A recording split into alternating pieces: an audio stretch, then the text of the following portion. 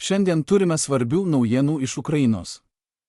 Naujausia Ukrainos slaptoji operacija virto skaitmeninę pasalą, kuri visiškai netikėtai užklupo Rusijos kariuomenę. Pasekmės Rusijai tapo tylia katastrofa, ištisi sektoriai buvo paralyžiuoti ir desperatiškai ieškojo atsakymų.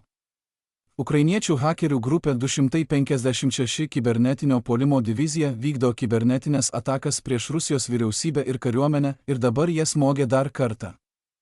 Grupė ką tik atliko slaptą kibernetinės žvalgybos operaciją, nukreiptą prieš rusus, bandžiusius prisijungti prie Starlink, kai jiems buvo užblokuota prieiga. Jie aktyviai ieškojo būdų, kaip apeiti blokavimą ir tuo pasinaudojo Ukrainos hakeriai, numatę, kad rusai veiks neatsargiai, norėdami vėl gauti prieigą. Ši hakerių grupė dabar taikėsi į Rusijos kariškius, išnaudodama jų priklausomybę nuo Starlink palydovinių terminalų. Pasak grupės, operatyvininkai sukūrė netikrų Telegram kanalų ir botų tinklą, kurie siūlė atkurti arba aktyvuoti Starlink prieigą nemokamai arba už nedidelį mokestį. Rusų kariams, norintiems išspręsti ryšio sutrikimus, buvo tariamai nurodyta pateikti išsame informaciją, įskaitant asmens duomenis, terminalų identifikatorius ir geolokacijos koordinates. Organizatoriai teigia, kad per savaitę surinko 2400 duomenų pateikimų su tiksliomis Rusijos Starlink terminalų ir karių pozicijų vietomis. Be to, grupė praneša gavusi 31 užklausą iš asmenų Rusijos kontroliuojamose teritorijose, kurie buvo pasirengę veikti kaip tarpininkai, padedantys aktyvuoti prieigą, taip pat $5870 kriptovaliuta iš Rusijos kariškių, bandžiusių atkurti ryšį. Surinktą informaciją, kaip teigia grupė, jie perdavė Ukrainos institucijoms tolesniam operatyviniam panaudojimui. Ukrainos hakeriai ir duomenų analitikai pasinaudojo surinktais duomenimis, kad nustatytų ir sudarytų 2420 Rusijos Starlink terminalų ir jų pozicijų žemėlapį. Šiose vietose buvo ir dronų operatoriai, kurie naudojosi Starlink ryšių navigacijai ir nuotoliniam valdymui, ir lauko vadai, palaikantys ryšį bei vadovavimą mūšio lauke. Ukrainos pajėgos greitai sureagavo į surinktą žvalgybinę informaciją, pasinaudodamos atskleistais geolokacijos duomenimis dar prieš tai, kai Rusijos daliniai spėjo persigrupuoti ar suprasti, kad jų pačių pateikti duomenys atskleidė tikslias pozicijas Ukrainos kariniai žvalgybai.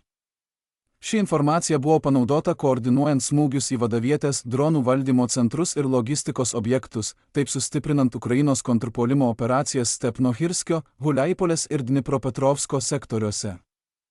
Iš šio regiono užfiksuota vaizdo medžiaga rodo, kaip Ukrainos dronas smogė Rusijos sandėliui, kuriame buvo 10 transporto priemonių, įskaitant mikroautobusus ir autobusą, bei apie 10 000 FPV dronų. Smūgis sunaikino objektą, atėmęs iš Rusijos pajėgų šiame sektoriuje tiek transporto priemonės, tiek didelį kiekį tiksliųjų smūgių įrangos. Papildoma vaizdo medžiaga rodo, kad Ukrainos pajėgos prioritetą teikė Rusijos dronų operatorių taikymui prieš pradėdamos platesnius puolamuosius veiksmus. Tarp žuvusiųjų buvo jaunesnysis leitenantas Oleksandras Batocirenovas netoli Novohrihorivkos. Jis buvo apibūdinamas kaip itin gabus FPV dronų operatorius, buvęs specialiųjų pajėgų narys ir artilerijos būrio vadas. Jis žuvo per Ukrainos parengiamąją ugnį prieš puolimą Oleksandrivkos kryptimi. Geolokuota vaizdo medžiaga taip pat rodo, kaip Ukrainos MiG-29 naikintuvai vykdo tikslius smūgius į priešo bepiločių orlaivių paleidimo vietas, naudodami ASM Hammer valdomas bombas.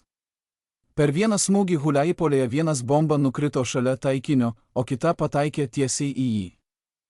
Kitoje netoliese vykusioje atakoje vienas bomba, kaip pranešama, prasiskverbė pro pastato stogą nesprogdama, o antroji pataikė sėkmingai.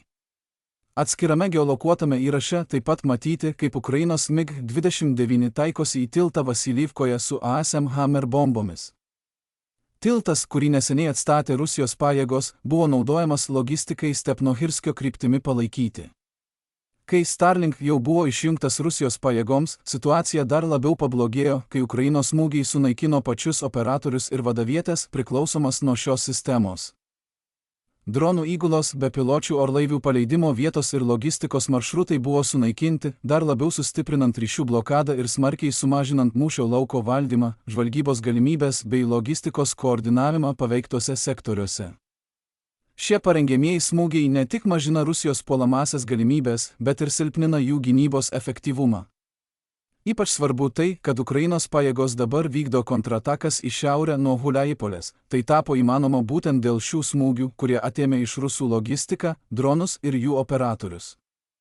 Apskritai, kibernetinio žvalgybos operacija ir vėlesni smūgiai dar labiau sustiprino Starlink trikdžių poveikį, paversdami ryšių sutrikimą platesnę operacinę krizę Rusijos pajėgoms. Atidengus terminalų vietas ir sunaikinus jų naudotojus, Ukrainos pajėgos reikšmingai susilpnino mūšio lauko koordinaciją ir tiksliųjų smūgių pajėgumus svarbiausiuose sektoriuose prieš kontratakas.